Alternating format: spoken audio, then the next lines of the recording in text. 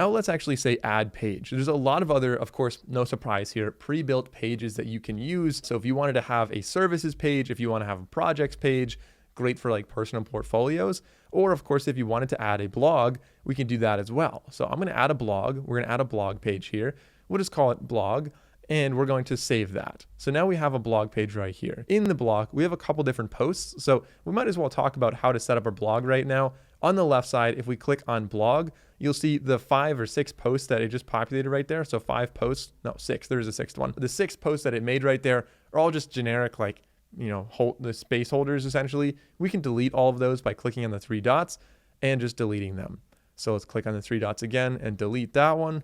We're going to remove all of these. I don't think we need the dummy posts right now, and we're going to actually make our own first blog post here. So I'm going to get rid of that one as well. We'll keep one just as a space holder for now, a placeholder, and you'll see we can have all of our blogs, our drafts, our scheduled ones. So if you have one that's going live when an embargo for a new product maybe lifts tomorrow, if you're like a tech blog, then you could have a scheduled post and it'll go live exactly when that embargo lifts. Let's go back to all and say add a new post. And this one is going to be, first of all, you can create it with AI if you wanted to, which can be nice to kind of get the ball rolling, to get a nice starting point here. I'm going to say this is going to be a neutral tone. This can be 800 to 1,000 words. Additionally, if you didn't want to write it with AI, you could just say skip, I'll write it myself. But I'm going to say create content. Let's just see if it can make a blog post about some major styles of coffee, like Arabica and things like that. So let's see what it does, creating content. All right, so it has an image on the top, introduction to coffee beans, and you can see overall, not my favorite formatting, but definitely not bad at all. This is really quite impressive. These AI tools have